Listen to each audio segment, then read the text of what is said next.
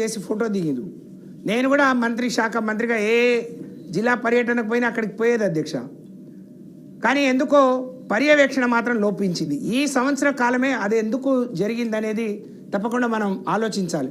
మా అన్న బీసీ సంక్షేమంతో పాటు ట్రాన్స్పోర్ట్ మంత్రిగా ఉన్నారు, చాలా సంతోషం అధ్యక్ష.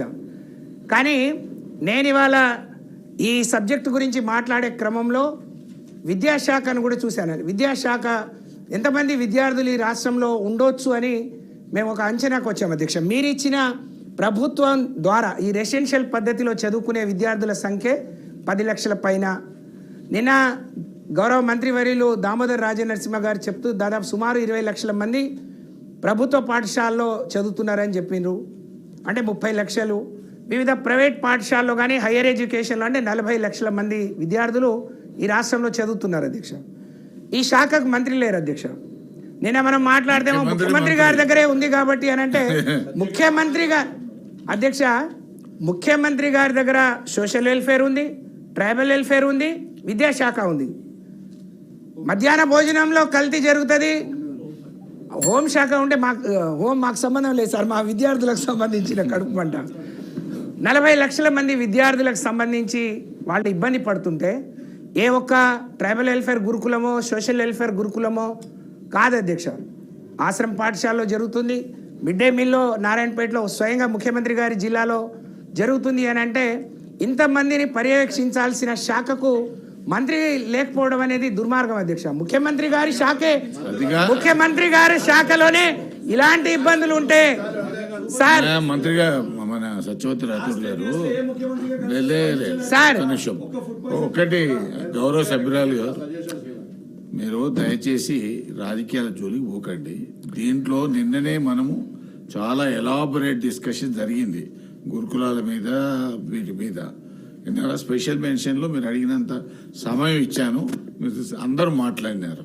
కాబట్టి మీ సజెషన్స్ ఏమన్నా ఉంటే ఇవ్వండి తప్పకుండా సార్. ఉపన్యాసాలు తగ్గి నా ఆవేదన ఏంటంటే సార్, ముఖ్యమంత్రి గారు నిర్వహిస్తున్న శాఖల మీదనే సరి అయిన దృష్టి లేకపోతే, పర్యవేక్షణ లేకపోతే, అధికారులకు మరి భయం లేకపోతే, సోదరా నువ్వు ఒక యువకుడివి, నువ్వు ప్లీజ్ సత్యవతి గారు మీరు కంక్లూడ్ చేయండి. మీరు ఇట్లానే ఇచ్చేస్తే నేను ఇంకా చాలా మాట్లాడాల్సి వస్తుంది. దయచేసి మీరు బంద్ చేసుకోండి. మీరు ఇట్లనే మాట్లాడితే నేను ఇంకా చాలా మాట్లాడతాను. నేను రాజకీయాల జ్యోతికి నేను విమర్శల నేను విమర్శించట్లేను సార్. సత్యవతి గారు నేను విమర్శించట్లేదు. 20 నిమిషాలు అవుతుంది, దయచేసి మీరు కంక్లూడ్ చేయండి. ఎందుకంటే మీరు మొదలే చెప్పారు, ఆయన కూడా మంత్రి గారు కూడా చాలా స్పష్టంగా చెప్పారు. మా పీరియడ్ లో గానీ మీ పీరియడ్ లో గానీ జరిగినాయి భవిష్యత్తులో జరగకుండా సలహాలు సూచనలు ఇవ్వండి. We will take up. దాని కొరకే కానీ ఆవేదన ఏంటంటే అందరూ ఏమనుకుంటారు సార్, ముఖ్యమంత్రి గారు చూస్తున్నారు అంటే అక్కడ మనకి ఇంకా ఎక్కువ లాభం జరుగుతుంది అంటే విమర్శిస్తే లాభం జరుగుతుంది అనే లేదు సార్. ఈ శాఖ వారు చూసే శాఖల్లోనే ఇంత ఇబ్బంది ఉంటే మరి వేరే వాళ్ళకన్నా ఆ శాఖలు ఒప్పచెప్పాలి. లేకుంటే దాన్ని ప్లీజ్ క్రాస్ కానీ అమ్మా దీన్ని వారు ప్లీజ్ వెంకట్ గారు, మీరే చారి గారు, మీరు చేసే పని చేసినారు. పెద్ద మనుషులు మీరు పిల్లలు మాట్లాడే వాళ్ళు మీరు ఒకటేనా? మరి నిన్ను కూడా మందలు ఇచ్చిన, ఆయన కూడా మందలు ఇచ్చిన, మీరు కానీ వాళ్ళు కానీ ఎవరైనా సరే సభను సజావుగా జరగడానికి సహకరించాలి. ఎవరు కూడా క్రాస్ టాక్ చేయొద్దు సార్. నేను కానివ్వండి సార్, నేను ఒక సభ్యురాలుగా నాకుండే మాట్లాడమంటున్నా సార్, మిమ్మల్ని చూసి మాట్లాడతాను. ముఖ్యమంత్రి గారు నిర్వహించే శాఖలోనే ఇన్ని ఇబ్బందులు, ఇన్ని అవకతవకలు ఉంటే మరి మిగతా మంత్రులకు ఎట్లా ఉంటుంది? వారికి మరి వేరే వాళ్ళ నాయకుల మీద నమ్మకం లేదా? మరి వాళ్ళకున్న పరిస్థితి ఏందో తెలియదు. కానీ ఆ శాఖలు వేరే వాళ్ళకి వారన్నా దాని మీద చెప్పమ్మా, దాని మీద సమీక్ష చెప్పినా మళ్ళా మీరు అదే దారికి పోతారు. ముఖ్యమంత్రి గారిని సలహాలు సూచన ప్లీజ్ మంత్రి గారు ప్లీజ్ మీరు చెప్పండి, మీరు క్లోజ్ చేయండి. మీరు ఆ శాఖను సరి అరే సమీక్షించాలని అడుగుతున్నాం అధ్యక్ష. ప్లీజ్ అధ్యక్ష, సార్ మమ్మల్ని పిలిచి ముఖ్యమంత్రి గారే ఈ శాఖ నిర్వహిస్తున్నారు. ఇంతమంది విద్యార్థుల భవిష్యత్తుకు మీరు ఏమైనా సలహా సూచనలు ఉన్నాయా? తప్పకుండా సార్ చెప్పండి. సార్, లేకపోతే నేను మైక్ కట్ చేస్తాను. తర్వాత మీరు సలహా సూచనలు ఉంటే ఇవ్వండి ప్లీజ్. తప్పకుండా సార్. సార్ నేను నా సలహా సూచనలు ఏంటంటే సార్, మీరు కూడా అర్థం చేసుకోండి సార్. అర్థం నిన్న మొత్తం సమావేశం ఉన్న సభ్యులతో మాట్లాడినారు. ఈ సబ్జెక్ట్ కాదుగా సార్, ఈ సబ్జెక్ట్ మీదనే లేదు సార్, కులాల మీదనే చెప్పండి సార్. ఏం లేదు, తమరి మొన్న మరి వాళ్ళు చేయలేనప్పుడు అందరు కలిసి చేద్దామంటే దాన్ని ఒప్పుకోవట్లేదు సార్. ఏంటిది? ఏదైనా అధికారుల మీద ఒత్తిడియో పర్యవేక్షించడము, వాళ్ళని ఇంకా బాధ్యత పెంచడం అనేది చేసే క్రమంలో గౌరవ మంత్రి గారు గౌరవ సభ్యులందరినీ కూడా హాస్టల్స్ కు స్కూళ్ళకి పోయి ఇన్స్పెక్షన్ చేయండి. మీరు కూడా వాళ్ళతో కలిసి వాంకిడిలో శైలజ అనే అమ్మాయి చనిపోయింది సార్. చనిపోయినప్పుడు అక్కడ కోవా లక్ష్మి గారు పోతే రానియలేదు సార్. మేము అక్కడికి పోయినప్పుడు రానియలేదు. ఆ అమ్మాయిని అక్కడిక్కడ తిప్పి తెలుసుకుంటే అధికారులకు భయం ఉండేది. ఆ తల్లిదండ్రులకు ఒప్పజెప్పిన వాళ్ళు చూయించుకునే వాళ్ళు. ఆఖరికి తీసుకొచ్చి నిమ్స్ లో ఆమె చనిపోయేటట్టు చేసిరా లేదా సార్? దానికి ఎవరు బాధ్యత? సార్ మొన్నటికి మొన్న నేను మాజీ మంత్రి సబితా ఇంద్రారెడ్డి గారు తాండూరు వెళ్తుంటే మమ్మల్ని అడ్డుకొని అరెస్ట్ చేసింది సార్. ఆ అమ్మాయి సార్ అప్పుడు హాస్పిటల్లో ట్రీట్మెంట్ ఇస్తున్నది వదిలేసి మళ్ళీ హాస్టల్కి తీసుకుపోయి ట్రీట్మెంట్ ఇచ్చారు సార్. ఆరోగ్యం విషమించితే మళ్ళీ నిమ్స్కి తీసుకొచ్చారు. అది కూడా ఏమైనా అయితే ఆ తల్లిదండ్రుల కడుపు కోతను మరి ఎవరు భరిస్తారు సార్? సార్ నేను మొన్న కొరివికి వెళ్ళాను సార్. ఇట్లనే అందరికి తెలిసిపోతే రారని నేను 6 గంటలకే వెళ్ళాను. ఎంత దుర్భరమైన పరిస్థితి అంటే ఆ ఇన్స్టిట్యూట్ రావడానికి కానీ అది అభివృద్ధి కావడానికి కానీ మా కృషి, అక్కడ ఆడపిల్లలు పూర్తిగా చదువుకోవడానికి ఉపయోగపడుతుందని మేము చాలా శ్రమించాం సార్. దాన్ని చాలా గొప్ప నేను ఈ సంవత్సర కాలం చూడలేదు సార్. చూస్తే ఎంత ఘోరంగా ఉందంటే సార్, ఈఎంఆర్ఎస్లో నేను గౌరవ మంత్రివర్యులకు తమరి ద్వారా ప్రభుత్వానికి ఈఎంఆర్ఎస్ స్కూల్స్ ఒకప్పుడు ఆడపిల్లలకు వేరుగా అబ్బాయిలకు వేరుగా ఉండేది సార్. కానీ వాళ్ళు కోఎడ్యుకేషన్లోకి తీసుకొచ్చిన తర్వాత మార్చినప్పటి నుంచి 6వ తరగతి అడ్మిషన్ తీసుకున్న మగపిల్లలు 10th వచ్చింది సార్. కానీ అన్ని దగ్గర 2 బ్లాకులు ఇంకా కట్టలేదు సార్. అంటే ఆడపిల్లలు 10th ఇంటర్మీడియట్ వాళ్ళు ఉంటారు, అబ్బాయిలు ఇప్పుడు 10th వరకు వచ్చి ఉన్నారు కాబట్టి. అలాగే అప్పుడు ఏం చేశాం సార్ అంటే ఒక ముఖ్యమంత్రి గారితో మాట్లాడి ఆడపిల్లలు కాబట్టి 50 ఏళ్ల పైబడిన వాళ్ళని మాత్రమే అక్కడ ప్రిన్సిపల్గా కానీ వార్డెన్గా కానీ అక్కడ లోపల ఉండే రెసిడెన్షియల్ పర్పస్లో ఉండే కుటుంబాలని ఏమని అడిగాం సార్. కానీ నేను పోయినప్పుడు సార్ అక్కడ ఉండే ప్రిన్సిపల్ బీహార్ సార్, అక్కడ vice principal UP sir. Young పిల్లలు 35-40 ఏళ్ల లోపు వాళ్ళ ఫ్యామిలీతో అక్కడ లేరు సార్. అలాగే ఈ 2 ఎస్సీ మన ఆడపిల్లలు మగపిల్లలు కలిసి అక్కడ ఉండే పరిస్థితిలో సరి అయిన పర్యవేక్షణ లేదు. ఎంత బాధాకరం సార్. దయచేసి దాన్ని మార్చమని మీ ద్వారా నేను అక్కడ సార్ అన్న ఇప్పుడు ఒక మంచి ఇంటిగ్రేటెడ్ ఏదో యంగ్ ఇండియా మరి స్కూల్ అని వీళ్ళు కొత్తగా తీసుకొచ్చింది సార్, ఆహ్వానిద్దాం. యంగ్ ఇండియా స్కూల్ అని తీసుకొచ్చింది సార్, ఆహ్వానిద్దాం. కానీ మీ లెక్కల్లోనే మీరేం చెప్తున్నారు సార్? నేను ట్రైబల్ వెల్ఫేర్ శాఖ మంత్రిగా సార్ నేను ప్రతి సంవత్సరం ఉన్న 165 స్కూల్లో ఏ ఒక్క స్కూల్కి బిల్డింగ్ లేకుండా ఉంచలేదు సార్.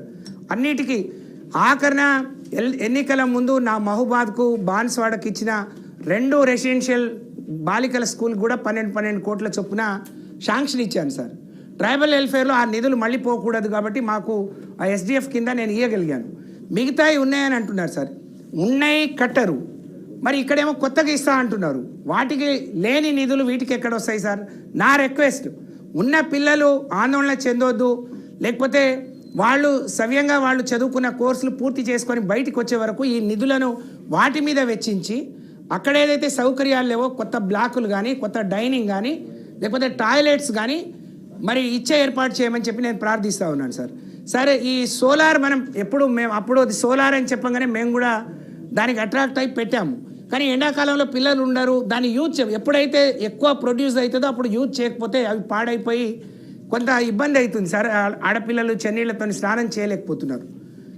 మీరు తీసుకొచ్చిన కాన్సెప్ట్ మంచిదే, అవసరమైతే 4 రోజులు వాయిదా వేయండి, లేదు మీ దగ్గర ఎక్కువ బడ్జెట్ ఉంటే దీన్ని కొనసాగించండి. కానీ మీరు ప్రైమరీగా మీరు ఆ రోజు 40% పెంచిన రోజు పోయి భోజనం చేసి ఇది చేసినవి కాదన్నా దయచేసి మమ్మల్ని కూడా ఒక కమిటీలో వేయండి, మాకు కూడా బాధ్యత ఇవ్వండి, అందరం పోదాం. ఒక్కొక్క స్కూల్కి ఒక్కొక్క రీతిన ఒక్కొక్క తీరు అవసరాలు ఉండొచ్చు, వాటిని గుర్తించి వాటికి అంతో ఇంతో బడ్జెట్ ఇచ్చి నడిపిస్తే అధికారులు కూడా పనిచేస్తారు.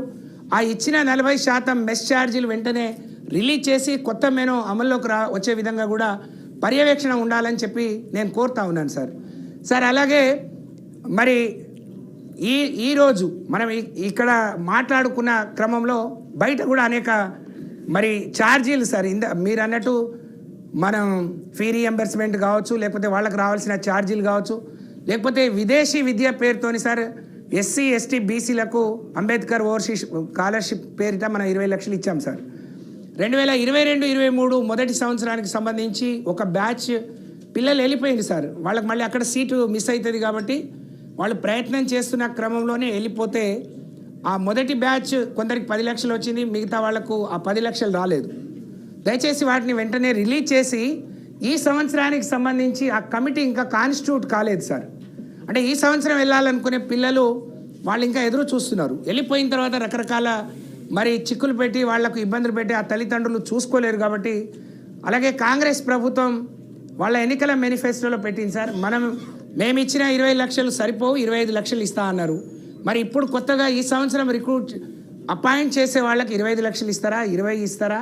కానీ ఇచ్చేయి సకాలంలో ఇవ్వమని సార్. నిన్న మన మీద ఈ డిస్కషన్ ఉంది, అసెంబ్లీ జరుగుతుంది అని తెలిసి దాదాపు బయట దేశాల నుంచి దాదాపు ఒక 100 కాల్స్ నాకు వచ్చాయి సార్. పిల్లలందరూ మేము వెళ్ళిపోయినాం, మా పిల్లల్ని మేము అప్పు తీసుకొని వచ్చినా వాళ్లను సతాయిస్తూ ఉన్నారు, ఇబ్బంది పెడతా ఉన్నారు, మీరు చెప్పండి అని చెప్పి చాలామంది పిల్లలు మరి ఇబ్బంది పడుతున్న క్రమం కూడా చూస్తున్నాం సార్.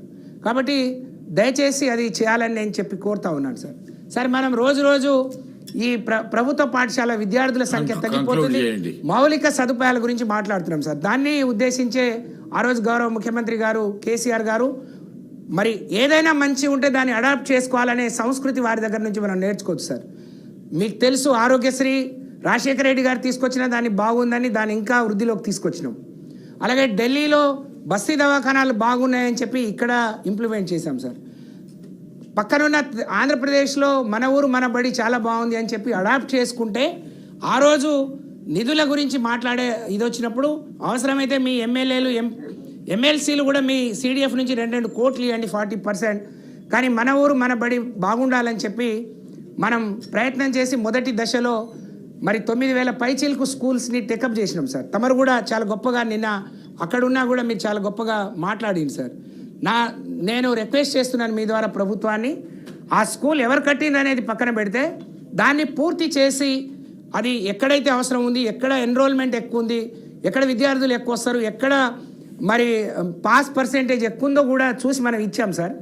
అది కాబట్టి దాన్ని పూర్తి చేసి దాన్ని అందుబాటులోకి తేవాలని చెప్పి నేను ప్రభుత్వాన్ని మీ ద్వారా కోరుతా ఉన్నాను సార్. గతంలో మిషన్ భగీరథ వచ్చినప్పుడు ఊరికి దూరంగా స్కూల్స్ ఉంటాయి, వాళ్లకు నీళ్లు ఉండవు అని అంటే మనం మిషన్ భగీరథ కనెక్షన్స్ సార్, ఉదాహరణకు ఒక ఊరో తండా ఉంటే 500-600 మంది ఆ కుటుంబంలో ఉంటారు, కానీ ఒకే స్కూల్లో 500-600 మంది విద్యార్థులు అంటే ఒక ఊరితో సమానంగా ఒక ఇన్స్టిట్యూట్ ఉంటుంది సార్. 1-2 ఇచ్చి ఉంటే దాన్ని ఇంకా పెంచి వాళ్లకు రన్నింగ్ వాటర్ టాయిలెట్స్లో కానీ లేకుంటే వాళ్ళకు వాడుకోవటానికి కానీ, నిన్న సోదరులు తీన్మార్ మల్లన్న గారు అన్నారు చాలా స్కూల్స్కి ఇన్స్టిట్యూషన్స్కి ఆరో ప్లాంట్లు లేవని, తప్పకుండా దాన్ని కూడా మరి ఎక్కువ పెంచి అందరికీ మంచినీళ్ళు ఇచ్చే కార్యక్రమాన్ని కూడా చేయమని నేను కోరుతా ఉన్నాను సార్.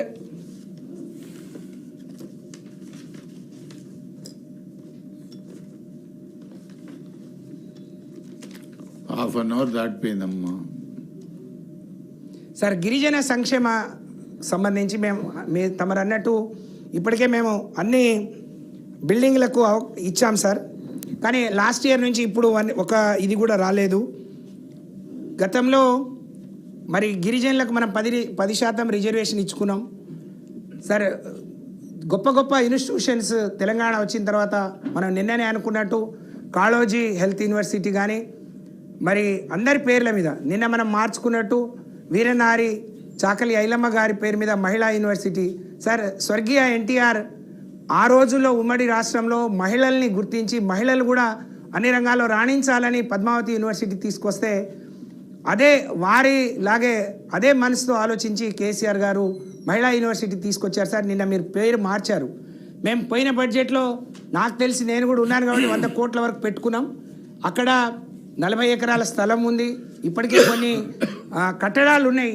దాన్ని ఇంకా ఏ విధంగా చేయడం ద్వారా మరి పద్మావతి యూనివర్సిటీ చూస్తే బ్రహ్మాండంగా మరి అప్పుడు పెట్టాం కాబట్టి అప్పుడు భూములకున్న పరిస్థితులు కావచ్చు మనం తిరుపతిలో చూసాం సార్. అదే స్థాయిలో దాన్ని ఇంకా ఈ బడ్జెట్లో ఎక్కువ ఇది ఇచ్చి ఏ ఏ కోర్సులు అయితే ఉంటాయో అవన్నీ అందులో ప్రవేశపెట్టి వాళ్ళకి అవకాశం ఇవ్వాలని కూడా నేను తమరి ద్వారా కోరుతా ఉన్నాను అధ్యక్ష. అధ్యక్ష, మేము ఎక్కడ కంప్లైంట్ చేయొద్దు. నిన్న సభలో గౌరవ మంత్రివర్యులు సభ్యులు కూడా కొన్ని పేర్లు ప్రస్తావించారు సార్. మరి ఎవరైతే పేరు ప్రస్తావించారో మరి మా నాయకుడు కేటీఆర్ గారి గురించి ఇంకోరి గురించి ప్రభుత్వం మీ చేతిలో ఉంది సార్. అన్ని దర్యాప్తు సంస్థలు మీ చేతిలో ఉన్నాయి. మీరు దర్యాప్తు చేయండి సార్. కానీ ఏం జరిగినా మరి అన్నిట్లో కుట్రకోణం దాగి ఉంది అని అంటే ఇది అన్యాయం సార్. ముఖ్యమంత్రి గారు చిల్డ్రన్స్ డే రోజు చాలా గొప్పగా మాట్లాడింది సార్. ఎవరైనా విద్యార్థులు ఎక్కడైనా ఫుడ్ పాయిజన్ అయినా ఇబ్బంది పడ్డా నేను జైలుకు పంపిస్తా, బేడీలు వేపిస్తా అంటే చాలా గొప్పగా నిర్ణయం వస్తుందని. కానీ ఆ తర్వాత సార్ నిన్న అసెంబ్లీలో దీని మీద చర్చ అయింది, వాళ్ళ కౌన్సిల్ అవుతుంది. ఇవాళ కూడా జగిత్యాల పెద్ద ఊర్లో గురుకుల పాఠశాలలో విద్యార్థి 6గురికి పాము కరిచింది సార్. మొన్ననే కరిచిని మళ్ళీ దాన్ని సరి చేయలేదు. నిన్న కూడా కరిచి ఇప్పుడు ఆ అబ్బాయి హాస్పిటల్లో ఉన్నాడు సార్. ఒక అబ్బాయి. అలాగే ఇప్పుడు తాండూరులో లీలావతి ఇంకా నిమ్స్లో వైద్యం తీసుకుంటుంది సార్. మీ ఖమ్మంలో సార్ నిన్న తాత మధు గారు లేవనెత్తిన ప్రశ్న, పాపం వాళ్ళ తప్పిదానికి ఆ 2 కాళ్ళు, తండ్రి లేని పిల్ల 2 కాళ్ళు కూడా చచ్చుబడిపోయినాయి సార్. మీరు ఒక కమిటీ, మీరు అక్కడ ఉండే అధికారులే సార్, మీరు ఇప్పుడు ఒక కమిటీ వేశారు. ఇందులో నేను చూసినట్టు ఆ కమిటీలో అక్కడ అధికారులు వాళ్ళు ఉండే ప్రిన్సిపాలే ఉన్నారు, వార్డనే ఉన్నారు. మరి కొత్తగా వచ్చే వాళ్ళు ఎవరు సార్? అందులోనే ఉన్నారు కదా వాళ్ళు. మీరు ఎవరైనా సార్ ఇప్పుడు చిన్న జిల్లాలు అయిపోయినాయి. ప్రతి జిల్లాకు కలెక్టరు, అడిషనల్ కలెక్టరు, అలాగే ఇంతమంది అధికారులు వివిధ శాఖల హెచ్ఓడీలు ఉంటారు. నా రిక్వెస్ట్ సార్, ఇక్కడ ఉండే మరి సెక్రటరీ, ప్రిన్సిపల్ సెక్రటరీ, గురుకులం సెక్రటరీ, అడిషనల్ సెక్రటరీస్ వాళ్ళందరినీ కూడా ఎక్కడెక్కడ ఇలాంటి ఇదవుతుందో, లేకపోతే ఇంతమంది ఐఏఎస్ ఆఫీసర్లు ఉన్నారు, వాళ్ళు ఫీల్డ్లో పోయి క్షేత్రస్థాయిలో పోయి వాళ్ళ పర్యవేక్షణ ఇంకా చేస్తే బాగుంటుంది సార్. జిల్లాలో కూడా ఒక్కొక్క అధికారికి ఒక్కొక్క ఇన్స్టిట్యూషన్ వాళ్ళకి బాధ్యత పెట్టండి. ప్రతి వారానికి ఒకసారి పోయి పిల్లలతో ఆ స్టాఫ్తో ఒక మీటింగ్ పెట్టుకొని మరి వాళ్ళకు ఉండే సమస్యలు ఏందో తెలుసుకుంటే బాగుంటుంది సార్. సార్ నేను మంత్రిగా ఉన్నప్పుడు ఈ ప్రైవేట్ స్కూల్లో ప్రతి 2వ శనివారము 3వ శనివారం ఒక టీచర్ పేరెంట్ మీటింగ్ అని పెడతారు. మనం ఎందుకు పెట్టవద్దు? నీ బిడ్డ ఈ స్థాయిలో చదువుతున్నాడు, లేకపోతే అసలు చదవట్లేడు, లేకపోతే రావట్లేడు అని చెప్పడానికి మనకు ఆ వ్యవస్థకు ఆ తల్లిదండ్రులకు గ్యాప్ ఉంది. దాన్ని పూరించాలని మేము ఆ కార్యక్రమాన్ని మొదలుపెట్టాం సార్. కొన్ని స్కూల్లో తల్లులకు రానిస్తున్నారు కానీ తండ్రులకు రానియట్లేదు సార్. అదేందో మరి అర్థం కాలే. కాబట్టి దాన్ని కూడా కొనసాగిస్తే వాళ్ళకున్న సమస్యలు కూడా చెప్పుకుంటారు. ఆడపిల్లలకు సంబంధించి ప్రత్యేకంగా